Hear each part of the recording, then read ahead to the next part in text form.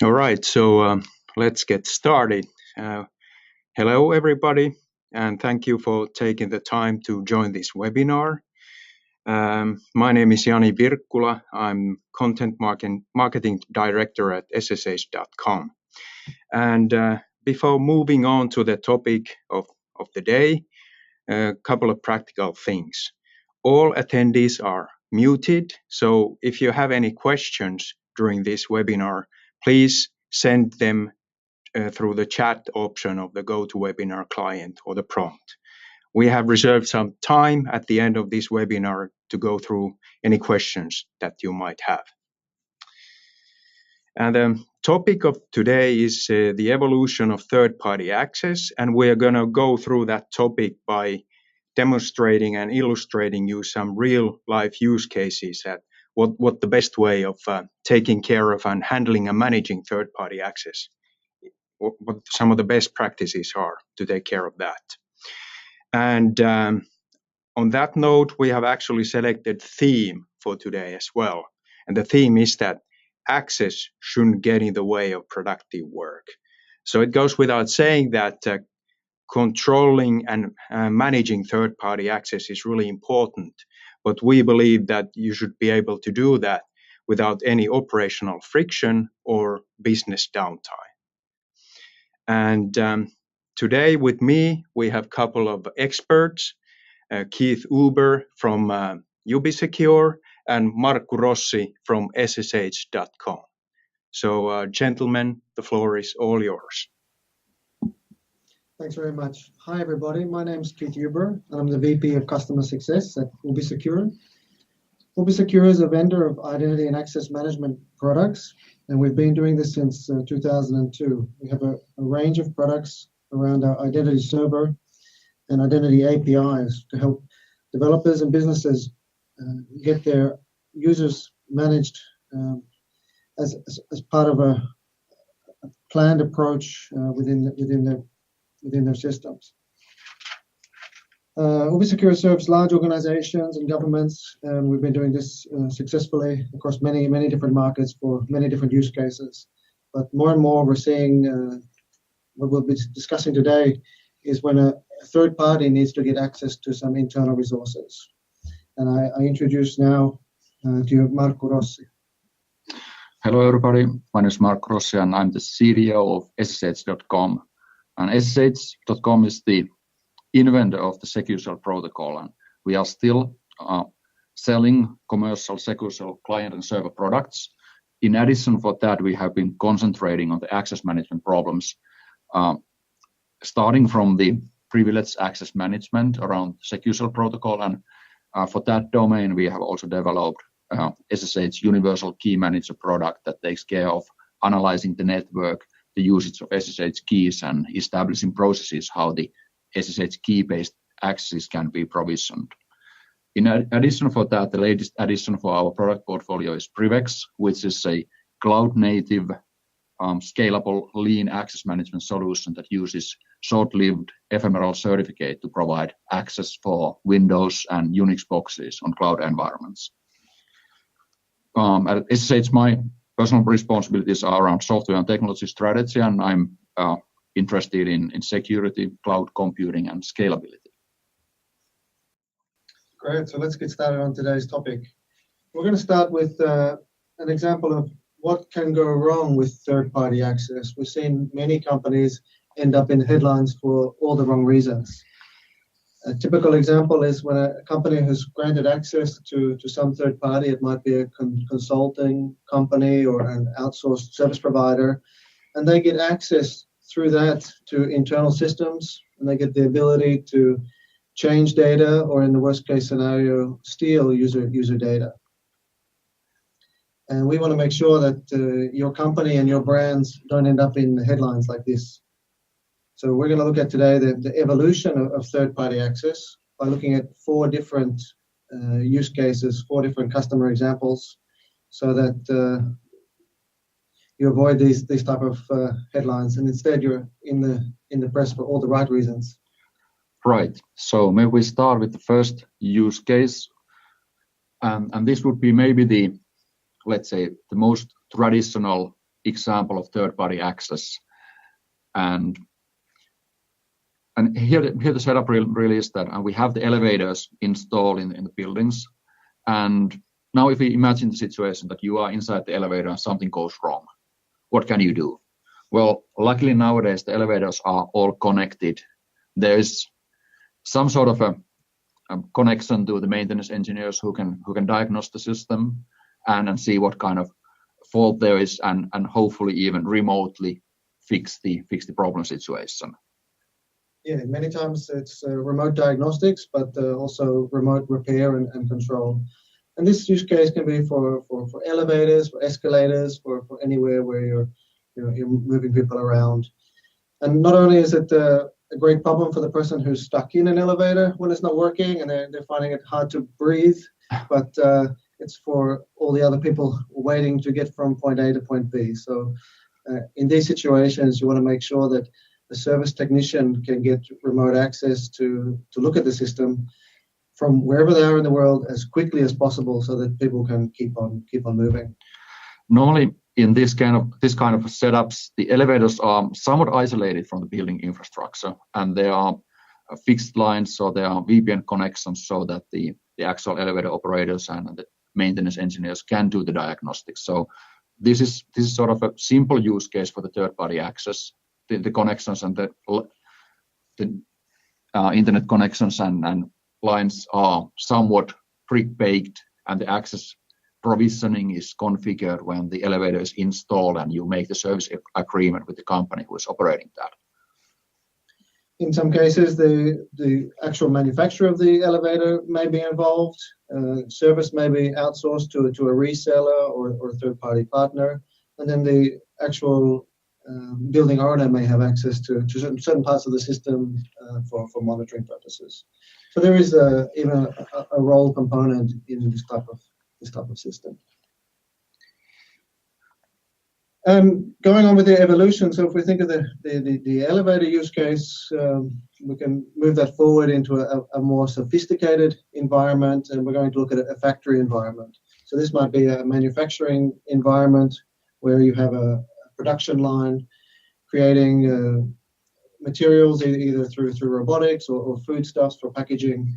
And we're seeing this more and more. We're talking about the Industry 4.0.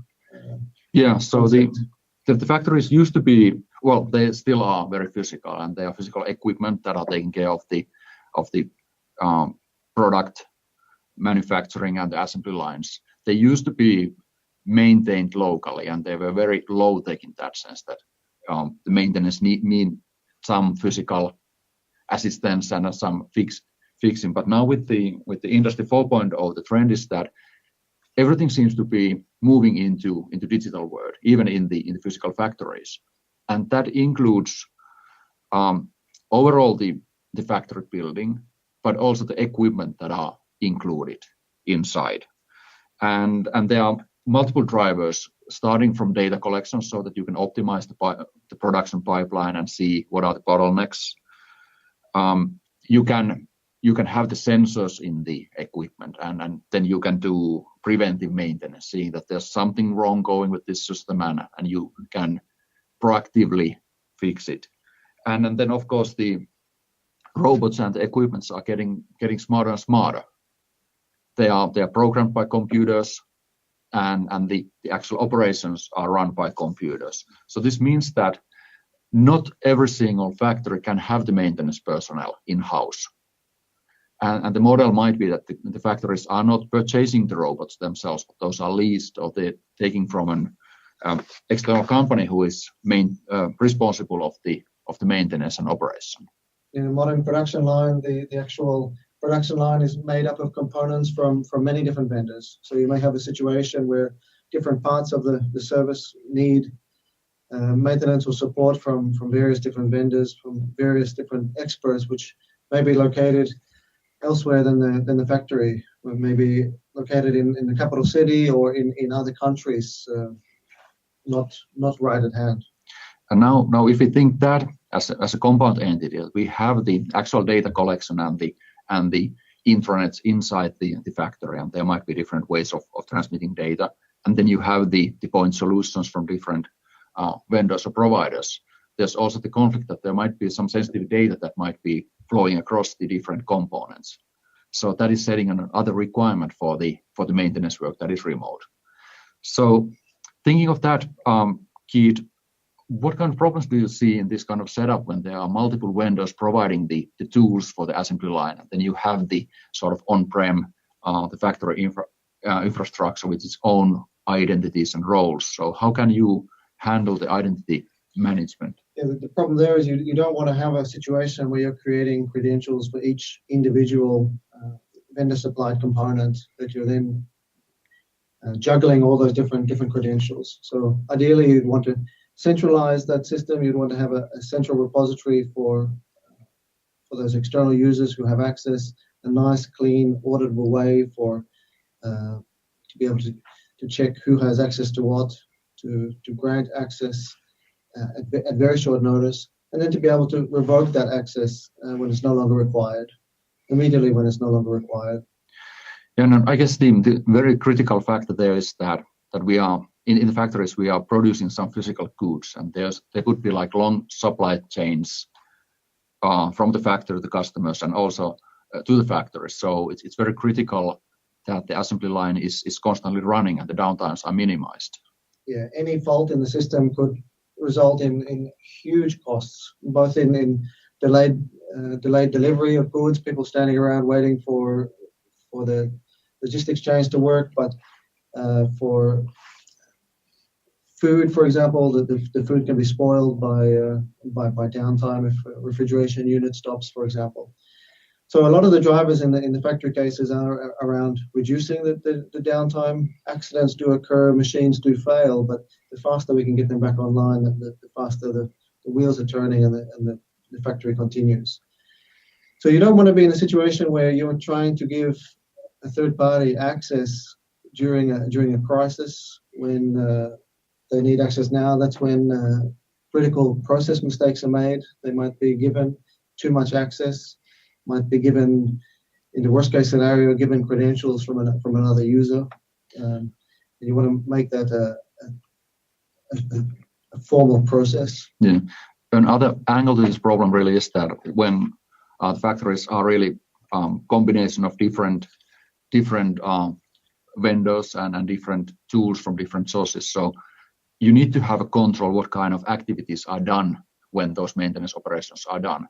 And that means that you need to be in control of what kind of data is uploaded or downloaded in the environment and what are the actual actions that are made in the maintenance operations, so that you can be sure that only the necessary information is used in these setups and you know whether your critical assets, data assets, might be escaping your enterprise. And this is the concept of trust but verify. You need to put your trust in those third-party providers to do their work, but you need to have a way to monitor and make sure that they're doing exactly what was ordered and not taking anything with them when they leave the building.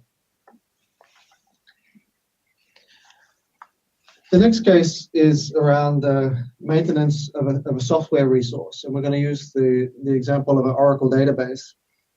And Oracle databases are well known to be very, very complex, made up of many different components. And in a production environment, things can sometimes go wrong, and the database is often at the heart of a software service.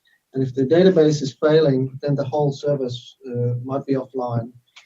And that's a time when you might need to call in external help to first evaluate and find out what's the cause of the problem. It might be a problem that's developing over time, a reduction in performance, and you need a specialist to come in and look at optimizing the system, to tune the database or optimize queries to make things work. And often these type of explorative and diagnostic support work needs to be done in situ. They need to be done in the production environment, and sometimes can't be replicated in a test environment. So the difference here is for the physical factory is that this is normally software on a cloud environment or virtualized environment, and in theory you could define everything to be the same, and you could reproduce the setup in your test lab and try to diagnose it. But we all know that in real life that's not the case. There might be something different in the actual production infrastructure. The physical hardware underneath your virtual machine might be broken, or there might be some performance problems, or the hypervisors might be behaving differently. And it might be impossible to reproduce these problems in your test or simulation environment. So it's critical in these cases to bring the expertise on the production so that they can diagnose whether it's hardware or software failure, or whether it's something in your configuration and the problem would be just manifesting itself in that real life situation you have in your production. And more this type of work is done by external resources, because a company themselves are having trouble to hire and retain specialized staff, experts with this knowledge. They're very expensive resources, and they're resources that you need perhaps during the system setup, when the system is changed, but otherwise are only required when something goes wrong. Yeah, and I guess that is part of the development in software architectures nowadays, that systems are getting more complex, and there are lots of commercial and open source components that are used to assemble these systems together, and it's practically impossible to have all the talents in-house to do everything from the software design to development to operations, and then have the skills to do the diagnostics in the very specific real life loads and traffic patterns your infrastructure might be facing. Other important topic or interesting topic in the Oracle database setup is that normally the databases are the core asset of your company. They contain basically the most valuable information, the data you have. And now we already have seen that in the traditional privileged access cases, that if you have access to the databases, normally you don't have the segregation of data inside the database, but the access controls are done in the application logic that is connecting to databases. And now in the European Union, we have the GDPR that is setting its own requirements for the data and who can access that. And now if we have a setup that the Oracle database needs to be diagnosed and you need to invite the third-party specialist doing that, you have to pay attention for this sensitive personal information and whether that is exposed, and how can you control the data exposure in this kind of setup. Yeah, so you need checks and controls to make sure that's all done in a very, very formal process. Also, one thing with the deployments is that you might be running your database clusters on a multiple cloud providers, or you might have the on-prem and on cloud, and that means that you need to have the controls in place that you can, regardless of the network path that the expert takes from his or her workstation to diagnose the database, whether they can access the on-prem, let's say Oracle database instance, or the cloud host is Oracle database instance, having the means to provide the access in this setup, and then also have the controls in place that you can see what kind of data and what kind of operations are done. And this use cases can be compared to other specialist software services, not only for databases, but typically complex software has its industries specialists who are needed to come in and help at certain times. Good, let's look at the fourth use case, which is around startup DevOps. Do you want to explain a little bit what is startup DevOps? Yes, so there's actually multiple drivers nowadays in the software development and in the way how software is built and operated. It started with the microservices and with the notation that the developers are actually responsible of doing the operations. And now when they are doing the operations of the software, it means that if something goes wrong in the production, the developers are the experts to diagnose it and fix it. This is a new paradigm. Normally it's deployed in cloud environments. You could easily do it in your on-premise. You could run your OpenStack or other like on-premise cloud infrastructures. But the point there really is that it's very elastic. The number of components is increasing from like individual backend, front-end database server. You might be having hundreds or thousands of services. And also the way how the DevOps works, it means that in bigger companies with the web giants, they are deploying the production 100 times a day instead of doing 2 deployments per year. And it means that if you are deploying something 100 times a day, you can't invite the specialist and stop the production and start investigating. You need to fix it fast, and you need to provide the developers the access to the infrastructure so that they can do their work. And sort of like why the software is done this way. This is simply speeding up the innovation. It gives an advantage for the companies who use this kind of a cloud-native elastic tools, but it sets new requirements how you can operate and what kind of access and what kind of controls you need. It's common in a DevOps environment that you'd also be deploying not only to one cloud vendor, for example, to Amazon, but you might have services running on different clouds. So you might have a multi-cloud infrastructure where you're choosing the cloud provider who has the cheapest or best component for the use case. And a customer service might consist of many, many different components. So you need to then have privileged access to multiple cloud environments in order to work on a given project.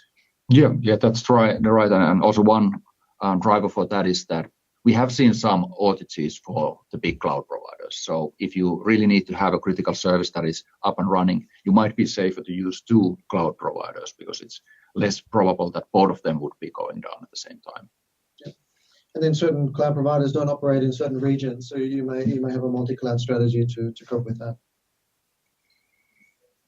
The other thing with the cloud is cloud incurs real costs. So if you're empowering your development team to start and stop resources, which may incur hundreds of thousands or tens of thousands of dollars or euros in resources, you want to control who has the ability to invoke those services.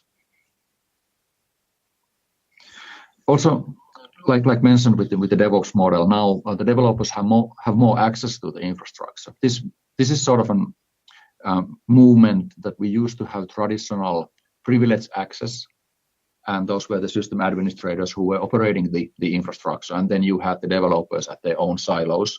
Nowadays, it's not binary.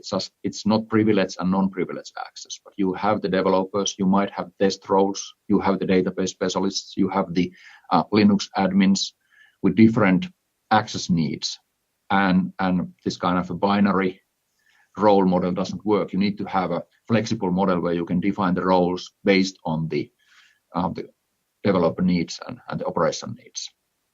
And more, as we talked about lack of skilled resources, you as an employee might be sitting next to somebody who's being paid according to a contractor who's coming in and completing work, acting like an employee, but is actually not an employee and not to be found in your HR system anywhere. So this mix between employees who are accessing these services and contractors and subcontractors who need access to equivalent services, whilst giving management visibility and audit visibility to follow what they're doing. Yeah, that's actually a very good point. We have this movement of lean startup where the companies would be concentrating on their own core competencies, and more components or services would be outsourced from external companies or from freelancers. So that mixes the traditional employees on a payroll versus externals, and everyone are operating on the same assets, but maybe with different contracts or legal obligations, or then the compliance requirements if we go into the more controlled environments. Mm-hmm. And in those situations where you have a subcontractor or a contractor coming in, the contracting firm is best to know how to.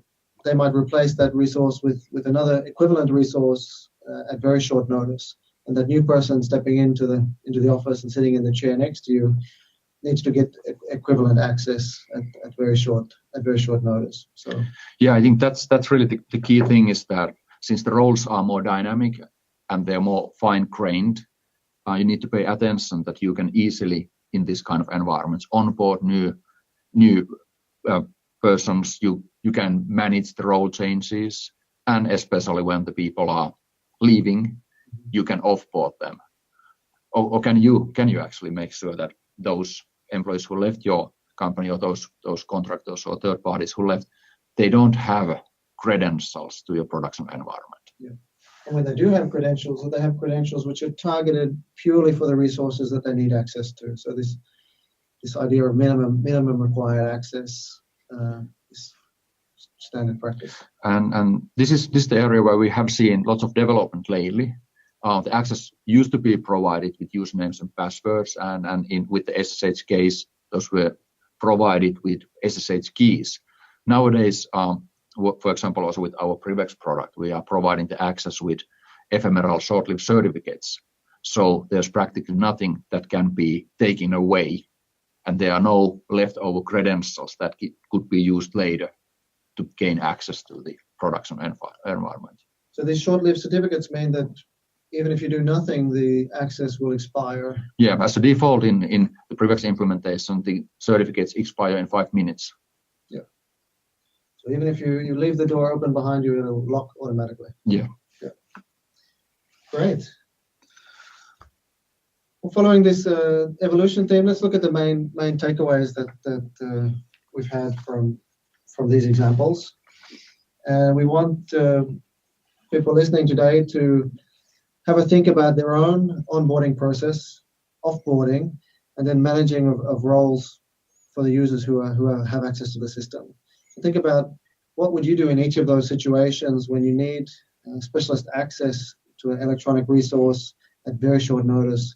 How do your processes and policies work, and how in practice does somebody get access to that remote server in a remote cloud environment in a safe and secure way that can be monitored? And normally there's a business driver to provide the access. There's a reason why a person needs to access.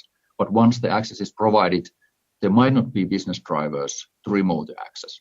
And in some of our SSH key management cases, we have heard about a consultant who was working for the company, left for 2 years and came back, and still his SSH keys work in the production environment. Yeah, scary stuff.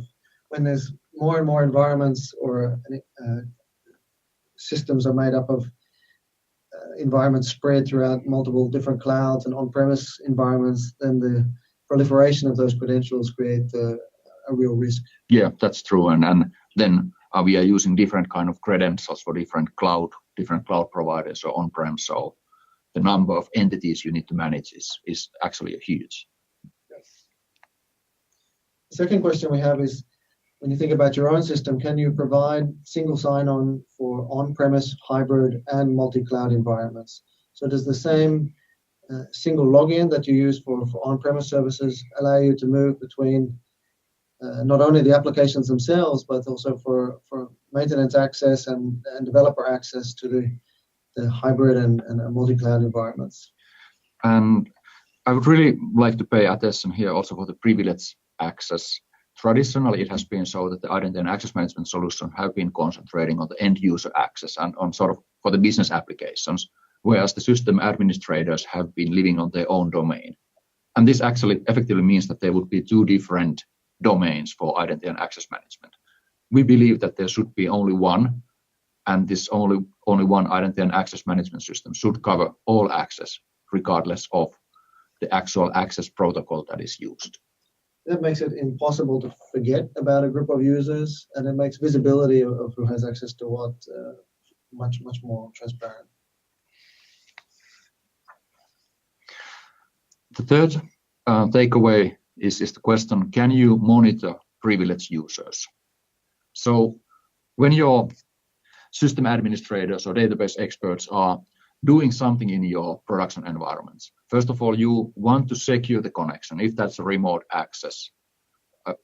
So it needs to be encrypted. Then in this setup, how can you see what is actually happening inside the connection? And who is the entity behind the encrypted connection doing the maintenance operation. And this might mean that you have visibility to see every command that somebody's entering on a command line, or it can also mean that you have a sort of remote desktop log to see what somebody's doing in an interactive session in a user interface. Right.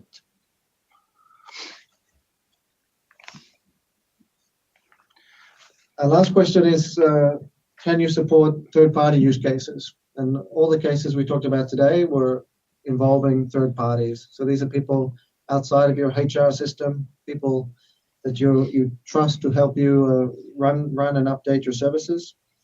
And can you really support them, or are you relying on them coming to your office physically, them doing shared sessions by remote tools, or are you actually empowering them to do the work themselves?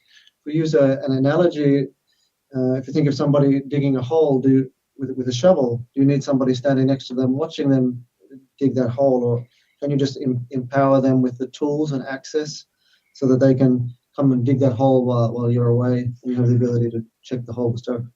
And normally these third-party users are not part of your identity and access management system. Those are somehow external. So how comfortable you would be requesting the change ticket for your Active Directory to add a third-party account? How flexible is your identity and access management system in this kind of setups where you can invite a third party and authorize them to do access to your production environment? We raised the cases that third party might be a whole organization, which is empowered themselves to choose who within their organization is going to perform a given task on a given day, or it can be tied to an individual. So can you support third-party use cases where you're empowering a third-party partner to manage that process for you, or to individual named users who will come and go? In all of those cases, the point is that access shouldn't get in the way of productive work. So when you need to get something done, you should be able to get fast and secure access in a repeatable and manageable way. That concludes our webinar for today. We're going to invite questions from the audience. Yeah, so there are some questions online. The first one is that how do you handle different levels of access? There's this principle of least privilege, meaning that you only provide the level of access that's needed to get the job done. Does this solution support that? Absolutely. The privilege of least privilege is a very important one, that somebody should only have access to the target system that they need to have access to, have the minimum role set to complete a task at hand, and not have any wide-reaching roles. And I think the important thing here really is to define the role-based access, that you define clear roles, and then from the roles you can easily see what kind of services, what kind of tools need to be accessible.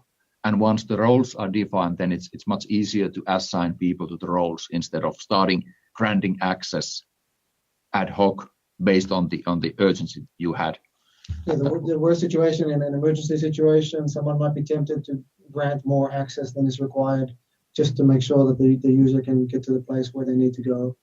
And by having a very clear role model with very clearly defined roles, where there's no doubt about what the role in question grants the user access to do, is part of that. The next one is actually related to system administrators, because sometimes you have users who need that kind of power access or root access, and otherwise they can't get the job done. And we know for a fact that in the past, these power users or system administrators have been able to create their own ad hoc credentials that basically bypass the existing, let's say, traditional privilege access management solutions. So can this solution prevent something like that? Well, I guess the key point really is to define the roles that are needed to do the administrative operations. And once you have those defined, you could easily lock down the servers so that ad hoc credentials couldn't be added. In addition for that, say like if you really have the system level administrator access to the target servers, then the administrators can do whatever is needed. So then comes the audit trails and monitoring. If you have a clear audit trail that someone got the administrator access, then you know what was the real identity behind that access. And then if something bad happens or there are some unintended changes, you know what was the cause for that. Okay, and next one is around automation. So you talk about automation. Can you describe what can be automated and what is the benefit, basically ROI or TCO of automation? I think automation, ROI for automation is all about removing manual tasks, and I think it's a quite simple calculation to work out what is the time it takes a skilled professional to, for example, provision access rights to a user compared to having that happen automatically, either through a provisioning process or through a policy role set handled in software. So it's removing that people time. Inside the ROI calculation, you need to put beside that also the exposure to risk. That if you're doing that in a manual process, you're also opening up yourself to the risk of human error, accidentally giving incorrect access rights or too many access rights, and the related work to clean that up.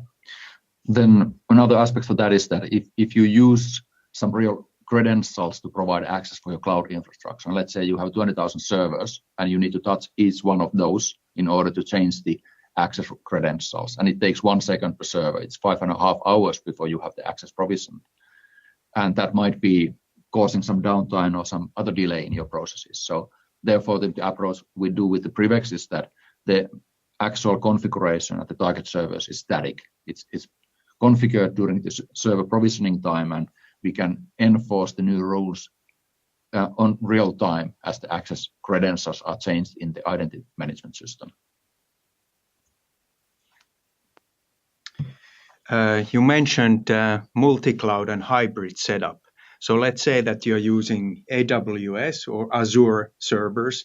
Would you still have to use multiple consoles to provide access to those servers, or is there another way to provide that kind of access with this solution? I guess the key point there is really to define the control point where you define the identity management system, and you could go with, let's say, the low level AWS identity management, but it might be quite complicated to use that for your different cloud providers. So I guess the approach, for example, Ubisecure is using is to use a high level abstraction, use OpenID Connect and define the rules there. Yeah, and we can provide high level roles to those services, for example, Amazon or Azure, which then within their own services, they control permissions to what those roles mean inside their own services. So there is kind of a layered approach for those cloud services, what a role in an organization's identity management system means, and what role that enables them to take on when they're accessing a remote service. And the final question is that who is the customer in the Industry 4.0 case?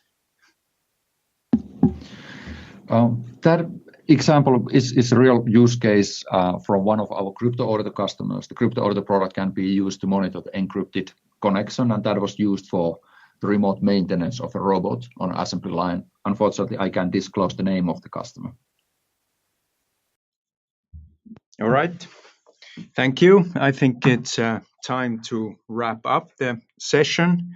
And if you want to schedule a demo with us, which we strongly encourage, you can contact me directly or visit our respective website. You can find a contact form there. You will also receive a follow-up email with more instructions on how to get in touch with us and how to book a demo. So thanks a lot for attending. It's been a great evening, maybe morning in some other places. And have a great day. Thank you.